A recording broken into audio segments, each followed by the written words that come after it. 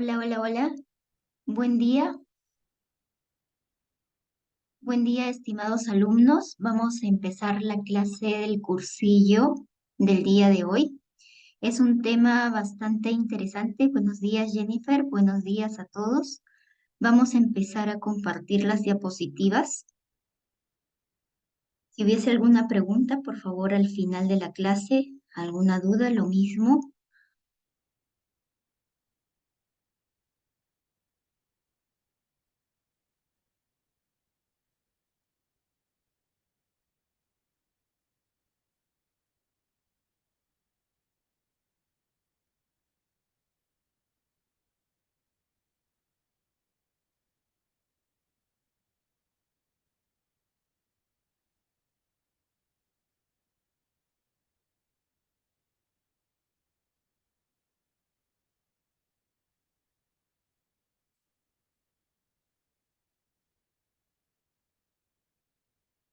Muy bien.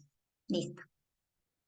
Buen día con todos. Quien les habla la doctora Delinda de la Cruz. Vamos a hacer un tema bastante interesante el día de hoy, ecografía musculoesquelética, usos cotidianos. La ecografía musculoesquelética es una técnica que últimamente está cobrando bastante importancia por muchas facilidades que nos da, ¿sí? Y les hago esta pregunta a todos ustedes. ¿Sabías que tenemos la posibilidad de realizar un diagnóstico más certero, evaluar el pronóstico y facilitar el manejo con el uso de la ecografía musculoesquelética?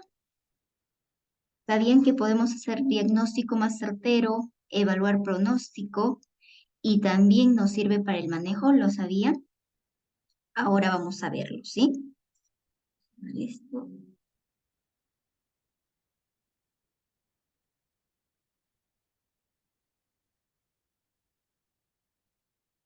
Listo. Bien, la ecografía musculoesquelética es una técnica que usamos gran parte de los reumatólogos. Yo estoy especializada en ecografía musculoesquelética. No todos los reumatólogos hacemos ecografía musculoesquelética, solo los que nos gusta, nos llama la atención. Y básicamente la ecografía musculoesquelética tiene muchas ventajas con respecto probablemente a la tomografía, a la resonancia. ¿Qué ventajas tiene la ecografía musculoesquelética? Uno, que es bastante eficaz para detectar patologías de reumatismo extraarticular. Tiene un bajo costo comparado con la resonancia. La disponibilidad es alta, ¿sí? Además, que se puede evaluar en tiempo real. Es decir, ahora llega mi paciente, le examino. Ejemplo, como ven aquí, la rodilla, le duele la rodilla, aparentemente, según mi evaluación clínica, tiene dolor en movilidad activa y pasiva, eso me indica que es un compromiso articular. Entonces, le puedo pedir la ecografía para ver si hay derrame, qué grado de derrame es, si hay sinovitis, si solo es derrame de líquido o también hay panus, si es que fuera una artritis reumatoide, o quizá aparte del compromiso articular, haya un compromiso extraarticular, quizá problema de ligamentos, problema de menisco, problema de bursas. Entonces, puede evaluar en tiempo real, ¿sí? ¿Es dinámico? Es dinámico. ¿Por qué? Porque puedo evaluar el paciente en una sola posición y también en movimiento, en simultáneo. ¿Sí? Y eso me ayuda para algunas áreas en las cuales yo tengo que valorar la función de los ligamentos, la función de los tendones. Además, puedo evaluar de manera bilateral, en simultáneo, y comparar, ¿no? Porque hay pacientes que idiopáticamente el tendón del cuádriceps, ejemplo, lo tienen bastante desarrollado y no necesariamente es que esté aumentado de volumen o lo tienen no desarrollado, lo tienen bastante plano. Entonces, la única manera de nosotros saber si ese tendón está normal es comparar con el mismo cuerpo. Se puede comparar con la rodilla que no le molesta, ¿sí? Voy a poner mi punterito aquí, ¿ya? Es inocua. El paciente a lo mucho puede sentir un poquito de frialdad porque utilizamos el gel para poder transmitir la imagen. Se puede repetir, es repetible, muy fácil. El único detalle, los inconvenientes que podríamos decir de la ecografía musculoesquelética es que tiene una elevada curva de aprendizaje. ¿Qué quiere decir? Que para dominar hacer la ecografía reumatológica no es que vayamos a un taller, a un curso, a un diplomado un día y al día siguiente estamos expertos. No. Tiene que pasar, dicen, al menos 5 años para considerarse expertos. 5 años en haber hecho ecografía constantemente y a un gran número de pacientes. O al menos 500 articulaciones de cada zona, por ejemplo, 500 de rodilla, 500 de tobillo, 500 de hombro, como para tú sentirte capacitado de esas áreas. ¿Sí? Entonces la curva de aprendizaje es bastante alta. Y lo recalco acá porque justamente ustedes el día de hoy van a conocer las imágenes clásicas que vemos en la ecografía y es importante porque ustedes apenas puedan lograr solicitar una ecografía, al momento de que reciban su resultado tienen que verificar la imagen. ¿Sí? La imagen debe corresponder al diagnóstico, porque sucede muchas veces que como la curva de aprendizaje es muy alta, tienen que pasar varios años o tener una experiencia de mínimo 500 veces de una articulación a evaluar, nos ponen una imagen que no corresponde al diagnóstico, ¿sí? Y la única manera que ustedes enteren es saber cuál es la imagen de una patología y cuál es la imagen normal, ¿sí? Por otro lado, la resonancia es la competencia, por así decirlo, a la ecografía musculoesquelética. La ecografía musculoesquelética se puede comparar a las evaluaciones que hace la resonancia, pero la resonancia le gana un poquito en qué zona. En las zonas que no puede evaluar la ecografía. ¿Sí? Ahora lo vamos a ver. ¿Qué zona no puede evaluar la ecografía y por lo tanto la gola estándar para evaluar esa zona es la resonancia? ¿Sí? Todo lo demás podrían ustedes solicitar para ver partes blandas una ecografía reumatológica. Y la ecografía reumatológica lo debe hacer personas expertas, de preferencia, ¿sí? Para evitar diagnósticos erróneos. Empecemos con ecografía de rodilla. Aquí tenemos un paciente, ¿sí? En la cual le vamos a hacer una ecografía de rodilla. Esto es en corte anterior, ¿sí? Si ustedes se fijan en esta gráfica, aquí tenemos la rótula. Para nosotros, los reumatólogos que hacemos ecografía reumatológica, los huesos, como se han podido dar cuenta ahí, Irma, ¿sí? Emily y Daniel, que están en clase práctica conmigo, siempre tomo puntos de referencia como para examen físico, como para ecografía, bordes óseos. Los bordes óseos para nosotros son una maravilla porque nos sirven de parámetro de guía para poder hacer un diagnóstico certero. Ahora, este borde óseo corresponde en esta gráfica una rótula, ¿sí? Y ahí evaluamos en la parte superior o en el receso suprarrotuliano el tendón del cuádriceps. Aquí por debajo la grasita, ¿sí? Suprarrotuliana, porque está sobre la rótula o superior a la rótula. Y esta es la grasa prefemoral y acá hay una línea, ¿sí? Que se ve en zona blanca, que es el líquido articular. Esto es una gráfica. Y lo hacemos la ecografía de manera sistemática, de manera ordenada, para no olvidarnos ninguna zona. Entonces, evaluamos en la parte superior, suprarrotuliana, prepatelar, delante de la patela o delante de la rótula para evaluar si hay bursa, ¿sí? Una bursitis. Y evaluamos la parte inferior, el tendón rotuliano y debajo de ella la grasita de Hoffa. Viendo una imagen ya extendida, aquí observan la rótula, el tendón del cuádriceps, la grasita suprarrotuliana, la grasa prefemoral y la cantidad de líquido normal que se observa en la rodilla. ¿sí? El tendón rotuliano y debajo de ella la grasita de Hoffa. Todo eso podemos observar en la rodilla y tiene una evaluación especial. Acá ya viendo una imagen de Netter, el tendón del cuádriceps, la grasita suprarrotuliana, ¿sí? Prefemoral, la rótula con la bursa ahí, que si es normal no se visualiza como aquí, ¿sí? Por debajo de ella, pues aquí en esta imagen anatómica de Netter, sí se observa cartílago debajo de la rótula y en el cóndilo. Todo lo que es debajo de hueso, la ecografía no lo puede visualizar. ¿Sí? Como ven aquí, debajo de la rótula no visualizamos nada, hay una sombra. Entonces, no podemos visualizar esta zona. Entonces, para nosotros sacar estas imágenes, tu paciente tiene que estar en flexión de 30 grados.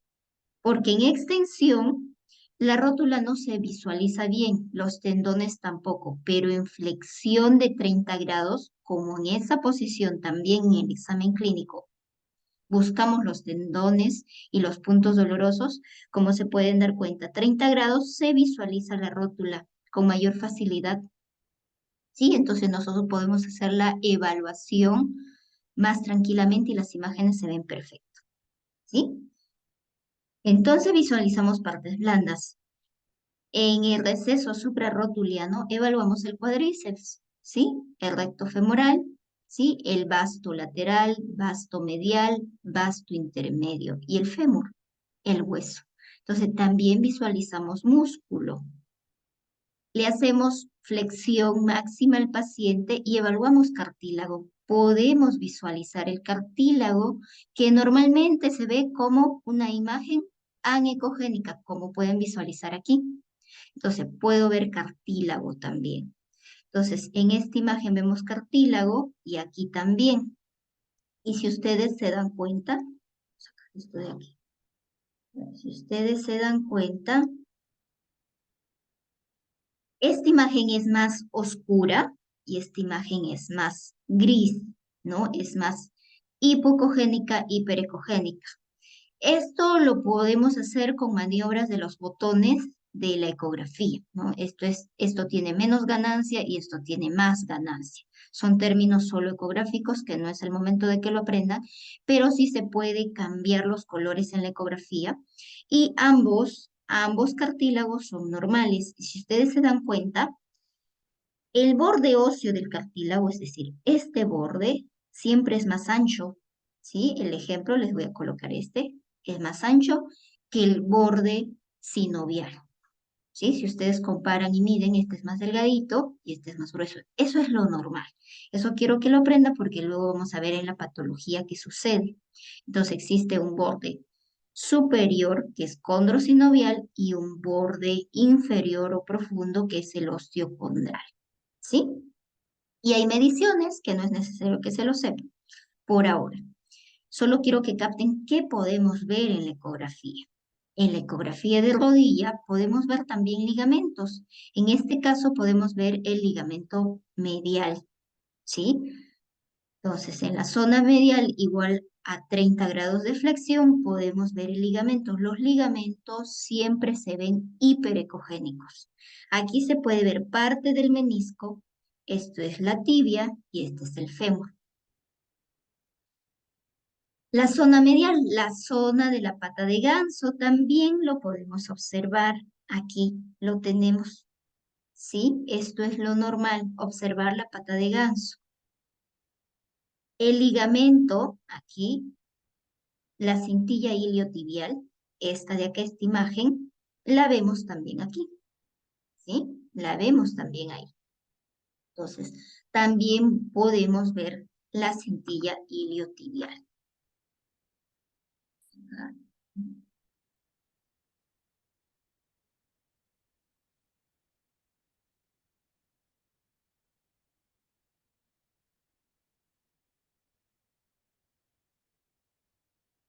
Listo.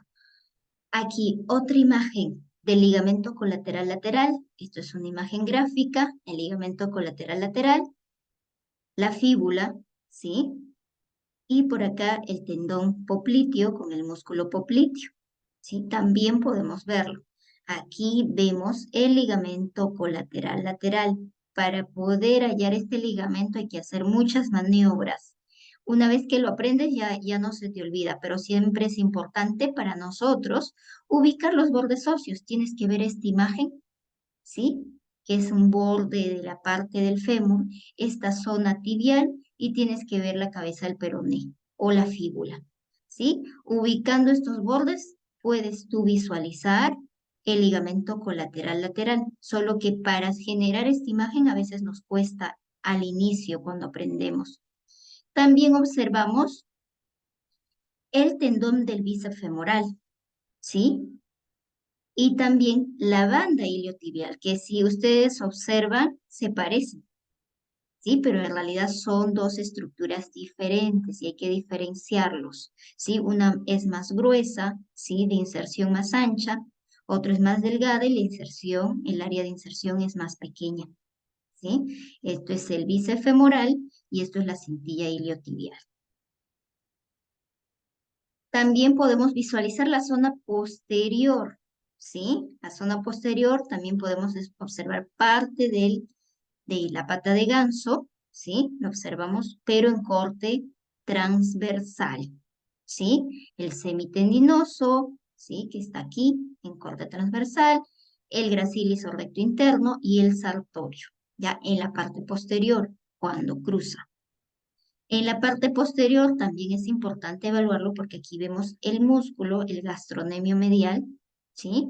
Y el semimembranoso. En esta zona límite se forma el quiste de Baker. Esto es una imagen totalmente normal, pero siempre es importante ver esta zona para descartar la presencia de quiste de Baker.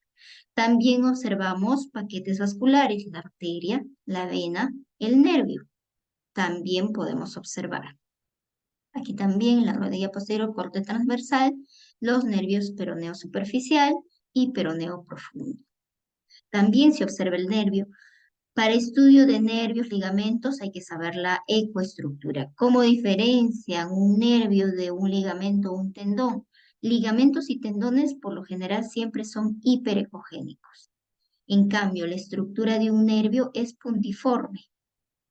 ¿Sí? Y cuando hacemos un movimiento, no desaparece. En cambio, los tendones, cuando hacemos movimientos rotatorios con el transductor, los tendones sí desaparecen, ¿sí? Eso lo vamos a ver en la práctica. Ahora, patologías de la rodilla. Ustedes vieron lo normal de la rodilla, ver el cuádriceps, la grasita suprarrotuliana, la grasita prefemoral y un poquito de líquido. Pero ¿qué observan acá? Una zona totalmente anicogénica en la que se observa sinovitis o derrame exudativo. Hay dos tipos de sinovitis, una sinovitis exudativa y una sinovitis proliferativa. Exudativa se refiere a puro líquido sinovial. Y proliferativa es cuando la sinovia se prolifera. A veces no es toda la rodilla está hinchada, pero no es líquido, sino es proliferación sinovial.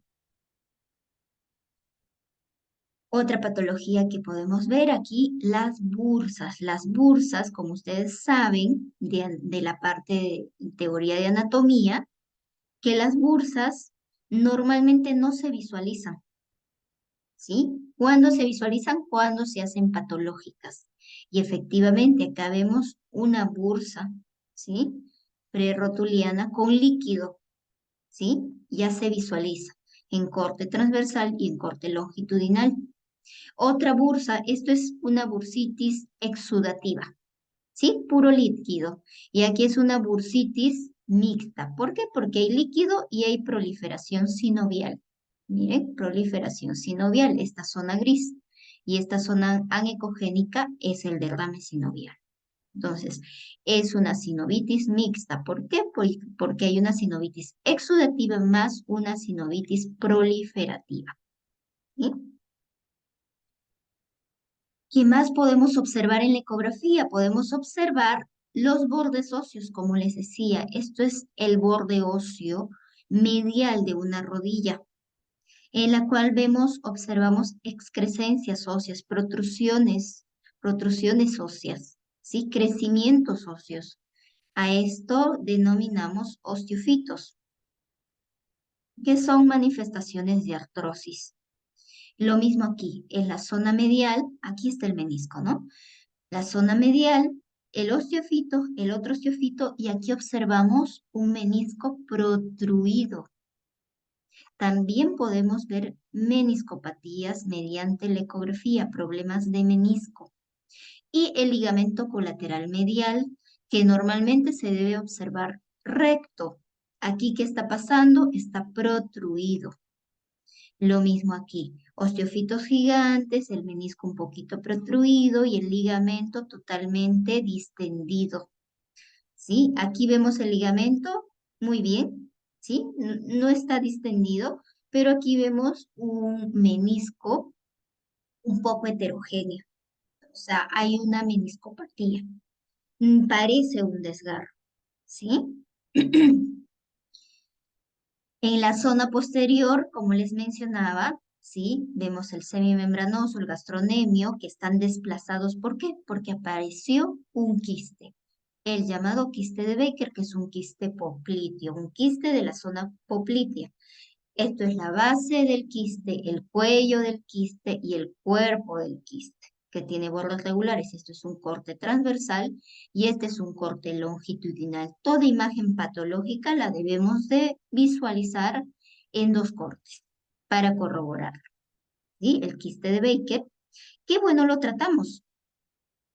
Luego vamos a ver el tratamiento en las prácticas. Ahora, en cuanto al depósito de cristales, también en la enfermedad de depósito de cristales, también en este tipo de enfermedad podemos darnos apoyo con la ecografía. Les comentaba que el borde óseo es más grueso y el borde sinovial es más delgado. Eso es lo normal. Entonces, miren aquí, el borde óseo más grueso y el borde sinovial más delgado. Eso es lo normal. ¿Qué pasa en un paciente con gota? Si sospechan en un paciente que tiene gota, ¿qué van a solicitar si es que tienen duda? Van a solicitar una ecografía. ¿Para qué? Para descartar el signo del doble contorno. Un contorno grueso aquí y otro contorno grueso aquí. Y lo observamos así. Aquí es grueso y aquí también tan igual de grueso como en el borde óseo. ¿Sí? También nos es útil. ¿Cómo elimino esto? ¿Cómo elimino esto? Acá, para que lo vean. Aquí. Ustedes observan aquí. ¿Cómo se da en el depósito de cristales de CPPD, que son cristales de pirofosfato de calcio? ¿Cómo lo observamos? El borde óseo normal, el borde sinovial normal, pero en el centro hay depósito de calcio. Miren esta imagen, el borde normal, el borde sinovial normal y en el centro hay depósito de calcio. A eso nosotros llamamos condrocalcinosis. Entonces la ecografía nos va a ser útil para hacer esos diagnósticos si tenemos la duda. Y lo mismo, ¿no? Podemos ayudarnos inicialmente de una radiografía y vemos esta calcificación entre la articulación femorotibial medial y femorotibial lateral, que vemos una calcificación en el centro. Y si nosotros le hacemos esta ecografía al paciente, porque nos es fácil, por ejemplo, yo para pedir una radiografía tengo que dar la orden, le tienen que dar la cita y recién regresar. Pero como tengo una disposición de ecografía inmediata, sospecho de, ejemplo, condrocalcinosis, porque hay características para que un paciente tenga condrocalcinosis, inmediatamente lo sospecho, estoy examinando, lo cojo el ecógrafo y le hago la ecografía de manera inmediata y le hago el diagnóstico y no demoro, ¿sí? Entonces aquí observan la condrocalcinosis y aquí también la calcificación del menisco medial. Ya pasamos a la evaluación del hombro. En el hombro también es importante apoyarnos de la ecografía, porque si bien es cierto, la clínica nos puede guiar, nos puede decir con nuestra evaluación de puntos dolorosos, nuestras maniobras, nuestros movimientos de extensión, flexión, rotación interna, rotación externa, nos puede dar indicios de qué tendón está dañado. de acuerdo a ante qué movimiento hay dolor. Entonces, para corroborar qué tendón está afectado, pedimos una ecografía y sobre todo para descartar desgarros. Entonces, en el hombro también es una evaluación sistemática, ordenada. Evaluamos la zona anterior y lo primero que visualizamos es el tendón de la porción larga del bíceps que está en la corredera. Esta es el troquíter y este es el troquín. Y aquí está sobre ella el músculo deltoides. Un detalle importante. Nosotros tenemos que tener una buena técnica de colocación del ultrasonido y siempre para nosotros los bordes óseos son importantes. Si yo coloco mal mi ecógrafo, lo coloco así en diagonal y no ingresa el haz de ultrasonido de manera vertical, voy a tener una imagen así. A diferencia de esta que veo dentro el tendón, ¿sí? Como un paquete, ¿no? De fibras, aquí está vacío. Y no es que esté desgarrado, no es que esté ausente, sino que por falta de técnicas adecuadas puedo hacer un diagnóstico erróneo de desgarro del tendón de la porción larga del bíceps porque no coloqué bien el transductor.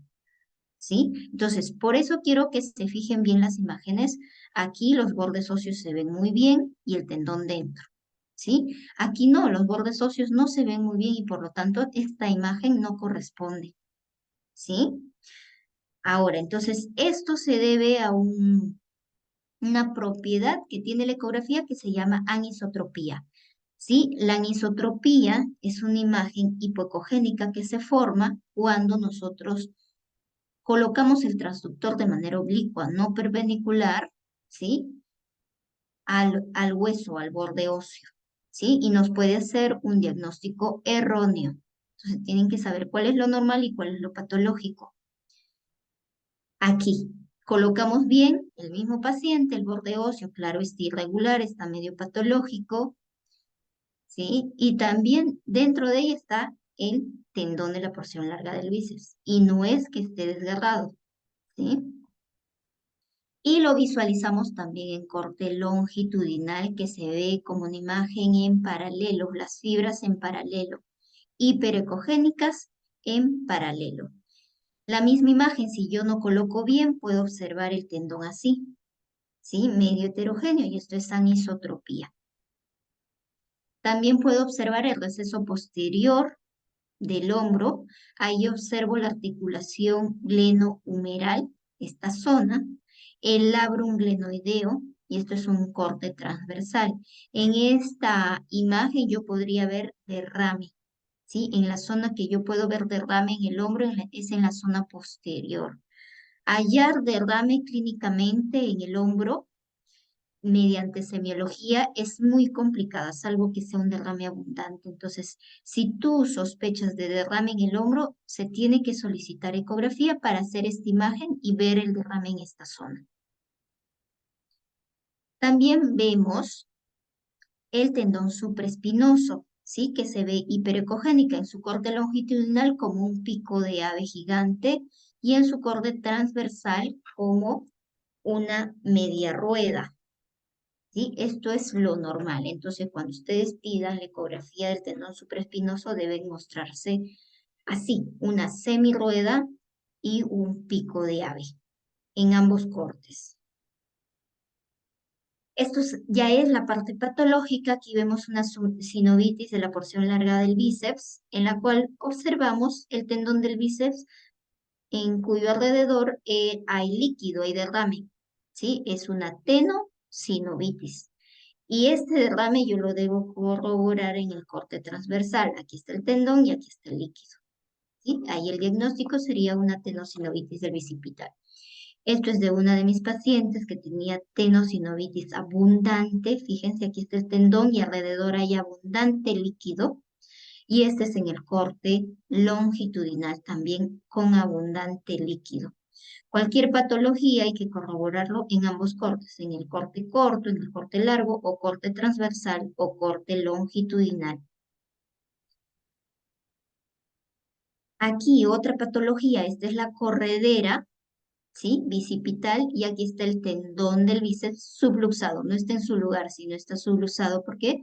Porque el ligamento transverso está fuera de lugar, está flojo, ¿sí? Entonces hay una subluxación y yo puedo corroborar eso cuando hago un movimiento de rotaciones en el paciente. Este tendón se va a mover de adentro hacia afuera, ¿sí? Por eso la ecografía nos sirve para hacer diagnósticos también, como la subluxación del tendón de la porción larga del bíceps. También podemos ver calcificaciones, ¿sí? Con su sombra acústica posterior. Esto es una calcificación del tendón supraespinoso.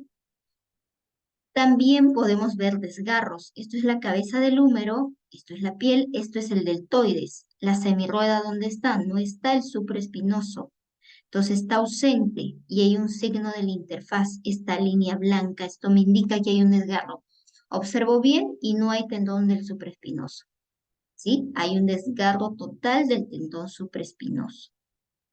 Y aquí hay un desgarro parcial, hay una zona anecogénica. Aquí está la cabeza del húmero, aquí está el tendón, la semirrueda, aquí está el tendón, pero aquí hay una zona anecogénica.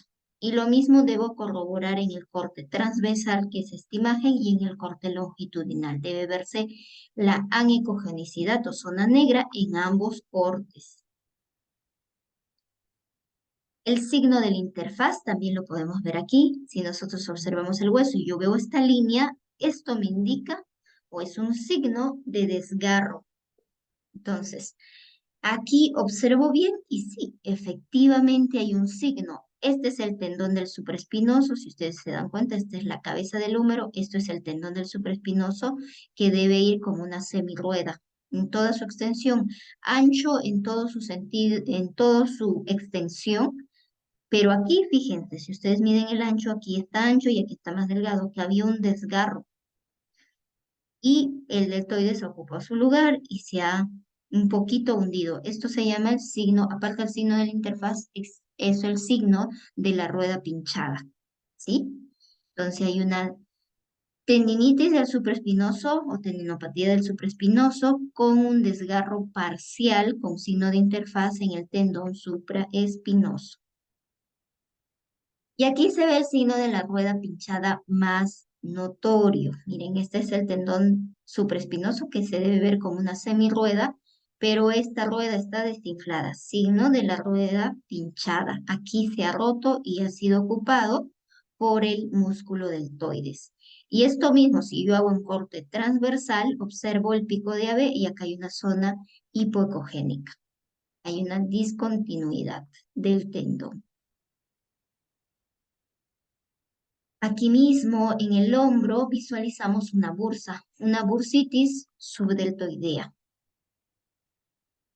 Aquí mismo el tendón supraespinoso, ¿sí? Es uno de mis pacientes en la cual evaluamos para visualizar la rueda, ¿sí? La rueda, el signo de la rueda, el tendón supraespinoso, pero dentro de esa rueda, fíjense, hay zonas anecogénicas aquí y aquí. Ese tendón está desgarrado. Es muy evidente que está desgarrado. Este mismo tendón lo veo en el corte longitudinal, en el corte de pico de ave. Y efectivamente, el mismo desgarro lo visualizo aquí, ¿sí? Entonces, toda patología lo tengo que ver en dos cortes. Otra imagen, esto es un desgarro parcial, no se ha roto totalmente, pero en esta imagen de inferior, este es corte transversal y este es corte longitudinal. Ven la piel, el tejido celular subcutáneo, el músculo deltoides que se ve como un cielo estrellado, como la de Van Gogh.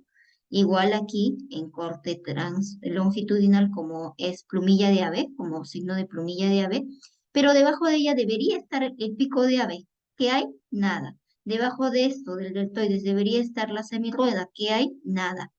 El tendón se ha desgarrado en su totalidad y debe verse así, como el signo de la cabeza del húmero desnudo. Signo de la cabeza desnuda es desgarro total del supraespinoso.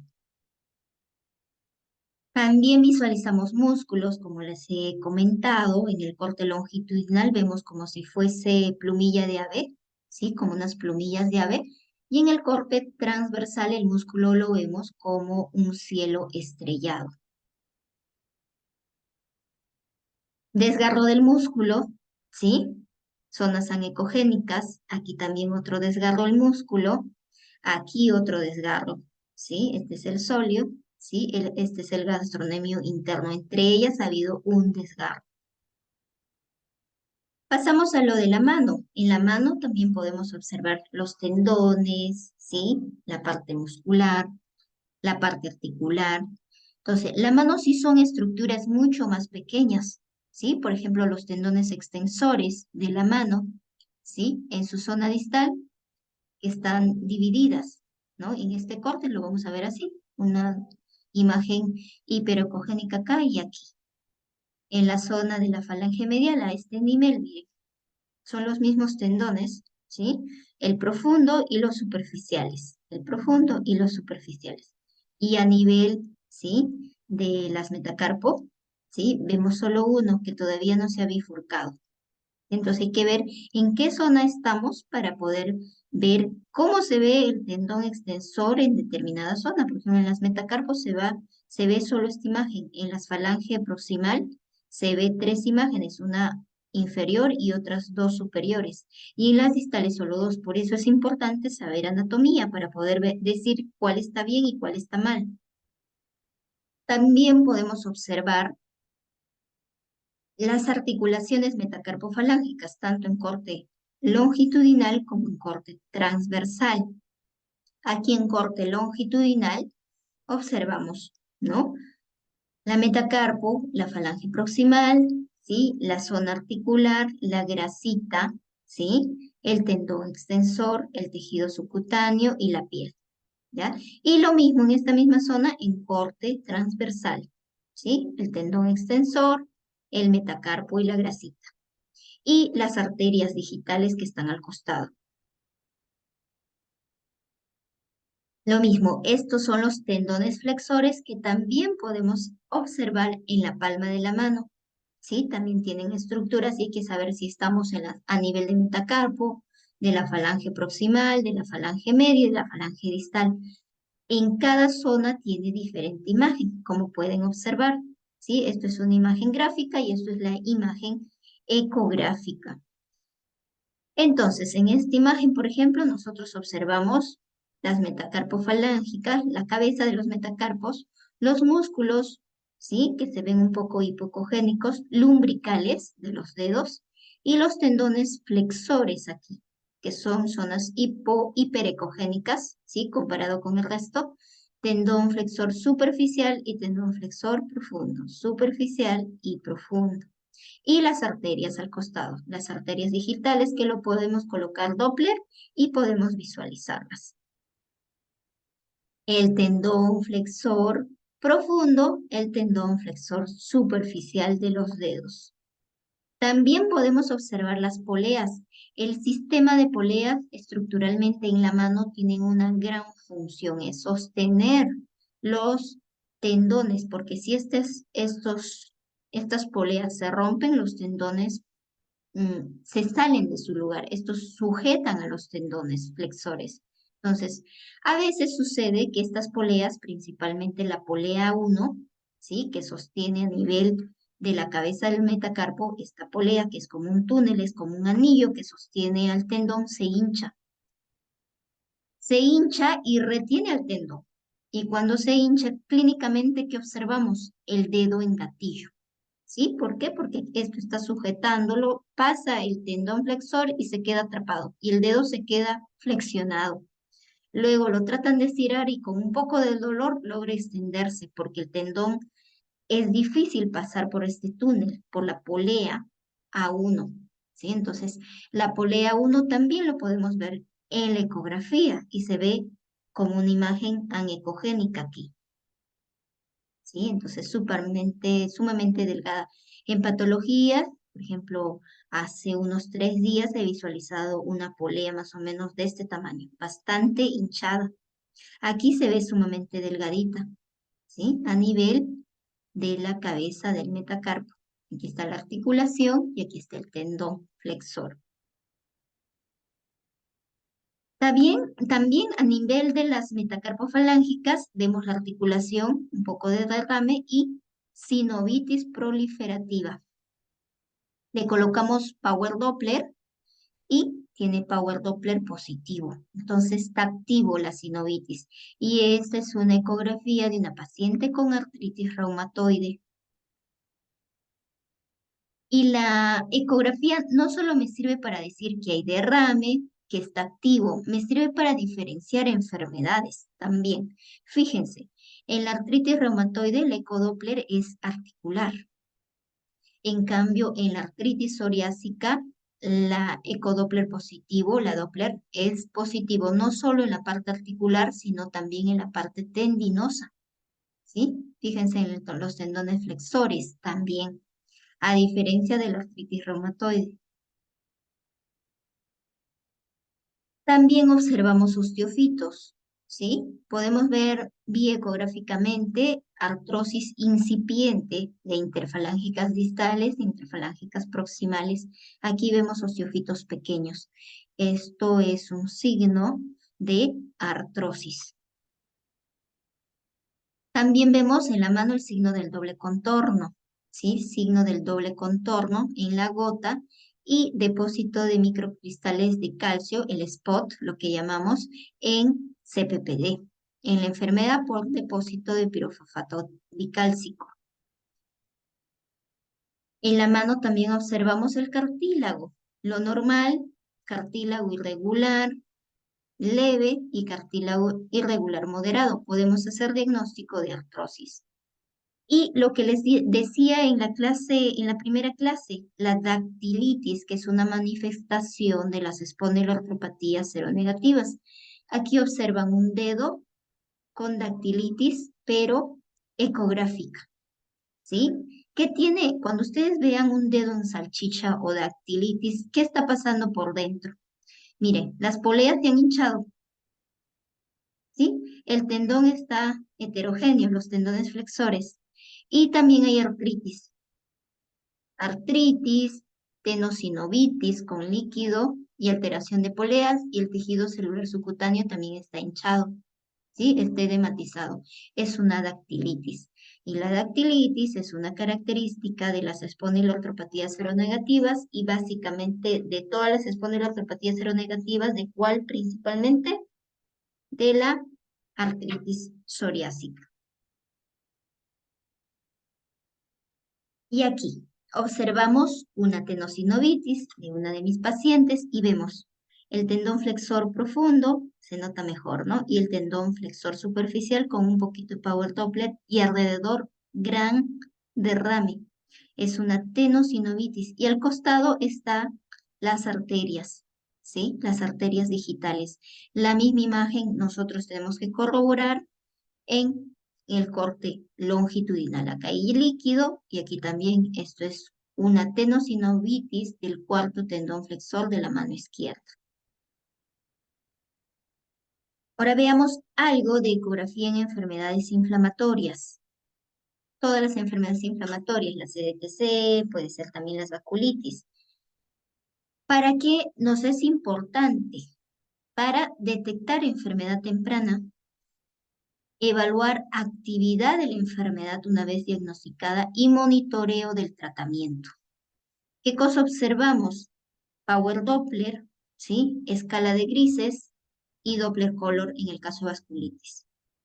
Y observamos sinovitis, tenosinovitis, entesitis, bursitis, lo que han podido ver de reumatismo exarticular. Entonces, ¿qué hacemos? Buscamos si hay derrame. En esta metacarpofalángica no hay derrame, está normal, ¿sí? En la metacarpofalángica evaluamos. Aquí hay un poquito de sinovitis. Y aquí la sinovitis tiene Power Doppler, se denomina hiperemia sinovial. ¿Sí? Hay Power Doppler positivo, entonces patológico. Y esto sucede en las artritis. Puede ser artritis psoriásica, puede ser artritis reumatoide. ¿Qué más observamos en la ecografía? Como vemos bordes óseos, ¿qué cosa están observando aquí? Este es un borde óseo, es una cabeza de una metacarpo. Y esto es una falange. ¿Qué observan? Un desnivel, una pérdida de continuidad ovalada. Esto es una erosión en la metacarpofalángica. Podría ser muy bien una erosión provocada por una artritis reumatoide. Lo vemos en el corte longitudinal y en el corte transversal, ¿sí? El transductor longitudinal y transversal. En los dos cortes debemos observarlo, ¿sí?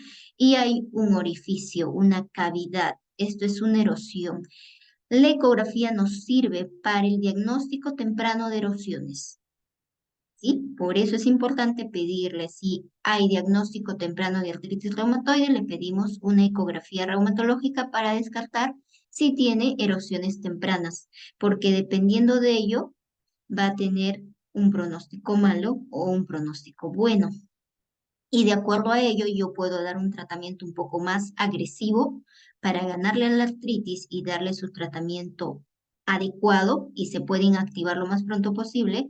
Y si no tiene erosiones y la paciente tiene poco dolor, el tratamiento quizás será algo mucho más suave, ¿no? Entonces, es importante pedir ecografía en pacientes con enfermedades inflamatorias.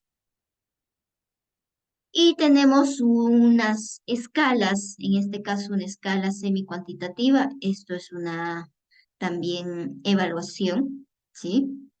De la muñeca. Y ejemplo, aquí la muñeca está normal, aquí hay un poquito de derrame leve, grado 1, derrame moderado, grado 2 y derrame severo, grado 3. También evaluamos por grados. Y el Power Doppler o escala de Doppler ausente, presente, grado 1 si es solo una manchita pequeña, grado 2 si es menos del 50% de todo el área intraarticular, y grado 3 cuando ocupa el Power Doppler más del 50% del área intraarticular. Evaluamos escala de grises, los tendones, normal, los tendones, la tenosinovitis, el grado leve, moderado, severo, igual aquí, ¿sí? Igual acá. Evaluamos en la escala Doppler en cada uno si es leve, ¿sí? Si es leve, moderado o severo. Y nos sirve también para monitoreo del tratamiento. Ejemplo, mi paciente tiene gran artritis, la tenosinovitis, el Power Doppler ha sido alto al momento del diagnóstico. Le doy tratamiento 3 meses, ¿sí? Así fue el inicio, en el día 0. Y a los 3 meses ya no hay Power Doppler, ha mejorado. ¿Sí? También sirve para monitoreo del tratamiento. Y hay un score, porque podemos en realidad hacer la ecografía en simultáneo de todas las articulaciones, ¿sí? Más o menos nos demoramos como 20 minutos, ¿sí? Demora un poco más, probablemente, pero para no demorar mucho, porque a veces tenemos que agilizar, hay un score resumido, por así decirlo, el score US7. ¿Sí? Que evaluamos la muñeca, la segunda, la tercera metacarpofalángica y la segunda y la tercera interfalángica proximal con la segunda y la quinta metatarsofalángica. En todas esas articulaciones vamos a evaluar si hay sinovitis, si hay tenosinovitis, si hay erosiones y con cada uno tenemos un puntaje. Y lo hacemos al momento del diagnóstico y a los 3 meses, cada 3 meses para ver cómo va, si ese score aumenta, si ese score baja. Generalmente si le das obviamente un buen tratamiento va a ir bajando, ¿sí? La ecografía también nos sirve para atrapamiento de nervios. En esta imagen observamos el nervio mediano en corte longitudinal y aquí en corte transversal, ¿sí? Medimos el área y el área nos puede confirmar diagnóstico de síndrome túnel carpiano. Ustedes saben que para el diagnóstico de síndrome de túnel carpiano el diagnóstico es netamente clínico. Pero si hay duda, antiguamente se solicitaba electromiografía. Y también actualmente se puede solicitar, pero es una técnica invasiva, hay que colocarle agujas al paciente. En cambio, la ecografía es una técnica inocua. Le colocamos un poco de gel en la muñeca y le vamos evaluando en corte longitudinal transversal. Medimos el área. El área menos del 10 milímetros cuadrados, ¿sí? Significa que es normal. Si es que es menos de 7, descarta el síndrome túnel carpiano. Pero si es mayor o igual a 13,5, confirma el diagnóstico de túnel carpiano. Hay túnel carpiano leve, moderado y severo, ¿sí? La ecografía también nos sirve no solo para evaluar, como ustedes se han dado cuenta, ligamentos, tendones, bursas, músculos, todo lo que es barras blandas, sino también nos sirve para hacer intervencionismo, ¿sí? Hacer artrocentesis en zonas poco disponibles, ¿sí? Por ejemplo, la rodilla es fácil de hacer la artrocentesis, pero una cadera, un hombro, hacer artrocentesis es un poco complicada. ¿De qué nos valemos? De la ecografía para hacer la artrocentesis. Y también nos sirve para tratamiento. Podemos hacer infiltraciones ecoguiadas en el hombro, aquí por ejemplo en el mismo hombro, en la articulación acromioclavicular, este es en el codo, esto es en la muñeca, ¿sí? En todas las zonas del cuerpo. En la rodilla también, si es un poco complicado, hay pacientes bastante avanzaditos que la anatomía ha cambiado, no nos sirve la parte semiológica, pero nos podemos ayudar de la ecografía para hacer intervencionismo y también para hacer bloqueos nerviosos. Entonces, las indicaciones, ¿sí? De la ecografía, en resumen, para observar músculos, desgarros, roturas, calcificaciones, ver tendones, roturas, degeneración de tendones, calcificación de tendones. En bursas, inflamación, engrosamiento, calcificaciones. En ligamentos, roturas, engrosamientos. Entonces, si vemos ligamentos, podemos diagnosticar esguinces. Cápsulas articulares, si la cápsula está inflamada, está desgarrada, está engrosada. El cartílago, como lo han podido ver en las imágenes, si hay daño de cartílago, si hay engrosamiento, inclusive depósito de cristales. Menisco, podemos ver desgarro de meniscos y quistes parameniscales, pero solo el tercio externo del menisco, porque ustedes saben que el menisco tiene una zona externa y una zona interna, ¿sí? En la rodilla me refiero. ¿Sí? En la zona interna no lo podemos observar, solo la zona externa. Huesos, para ver fracturas, para ver lesiones, pero solo el borde óseo, la corteza ósea. En nervios, para ver atrapamiento, ¿sí? Como ejemplo, el túnel carpal, el túnel carpiano, ¿sí? El túnel tarsal también en el tobillo. Para ver patologías, enfermedades inflamatorias como la artritis, las espondiloartropatías seronegativas, la artropatía por cristales, la artrosis, los osteofitos, en cualquier dolor articular y en la pseudotromboflebitis. En la artritis nos sirve para ver sinovitis subclínica. Por ejemplo, ustedes tienen una paciente con artralgias, le evalúan, le hacen el examen clínico minucioso y no le encuentran artritis, pero tiene mucho dolor poliarticular crónica simétrica, pero no tiene artritis, no tiene sinovitis. Si dudan, le mandan una ecografía y en la ecografía podemos ver la sinovitis que clínicamente nuestras manos no pueden detectar. ¿Sí? Entonces, la ecografía se ha convertido en una extensión del examen físico. No reemplaza el examen físico, chicos, pero se ha convertido en una extensión de nuestro examen clínico, ¿sí? En estos casos, por ejemplo, de sinovitis subclínica. Detección de panos, ¿sí? De sinovitis proliferativa, detección de lesiones óseas, erosiones y lesiones del cartílago. En espondiloartropatías seronegativas, para tesis, entesopatías, sinovitis subclínica, en artropatía por cristales, calcificación meniscal, depósito de cristales, ¿sí? Y para hacer artrocentesis diagnóstica también de tratamiento, no solo diagnóstica, sino terapéutica. En osteoartrosis, para ver derrame, afectación del cartílago y para hacer guía de procedimientos, por ejemplo, para colocación de ácido hialurónico en el hombro, en la cadera, en la rodilla, hacemos uso de ecografía, ecoguiada, ¿no? Gonalgia, detección de alteraciones, ya han visto en la rodilla toda la parte externa, toda la parte de reumatismo articular y la pseudotromboflebitis en el diagnóstico diferencial del quiste de Baker y la evaluación del paquete vasculo nervioso. Conclusiones, chicos. Entonces, la ecografía musculoesquelética nos demuestra muchas patologías relevantes, sobre todo patologías que comprometen el músculo, los ligamentos, los tendones, las bursas. Todas las partes blandas podemos visualizarlo vía ecográfica y son útiles para orientarnos, hacer una evaluación más completa, ¿sí? Podemos hacer un escaneo casi de todo el cuerpo y multiplanar.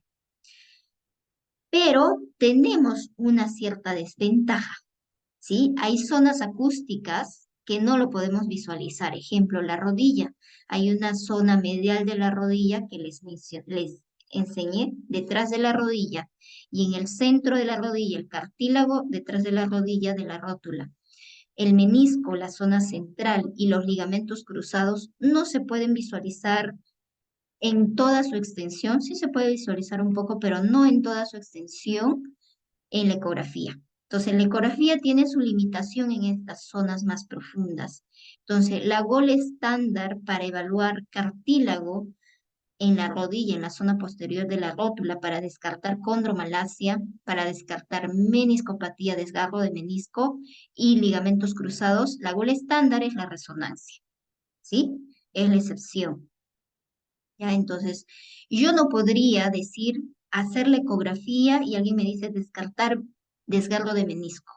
Evalúo la rodilla y yo veo que el menisco todo está bien. Lo que puedo ver con la ecografía todo está bien, pero la parte interna yo no sé. Entonces, en mis conclusiones no puedo poner que no hay meniscopatía, que no hay desgarro, ¿sí? Porque no es la gol estándar en el caso de menisco. ¿Sí? Tampoco para diagnóstico de condromalacia, ¿ya? Entonces, si ustedes ven diagnóstico condromalacia rotuliana, es decir, el cartílago detrás de la rótula, vía ecográfica, porque yo lo he visto, ¿sí? He visto resultados que de pronto trae de algún médico. Condromalacia rotuliana vía ecográfica. Imposible, imposible hacer ese diagnóstico, ¿sí? Entonces, para eso nos valemos sí de la resonancia, ¿sí? Y la ultrasonografía nos es importante para el diagnóstico, como se han podido dar cuenta, para el pronóstico en el caso de detección de erosiones tempranas, para el tratamiento, ¿sí? Podemos hacer infiltraciones, para el seguimiento de enfermedades inflamatorias, ¿sí? Y lo debe hacer un especialista totalmente idóneo, capacitado, ¿sí? Listo, chicos, hemos terminado la clase del día de hoy. Si tuviesen alguna pregunta, alguna consulta, bienvenido.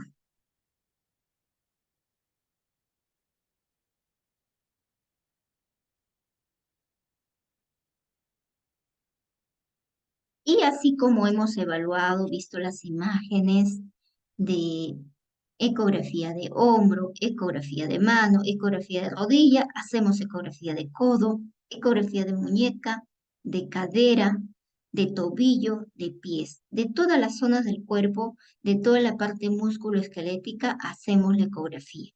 ¿Sí? Entonces nos es muy útil para ampliar nuestro examen físico, para hacer un diagnóstico más certero y mucho más rápido.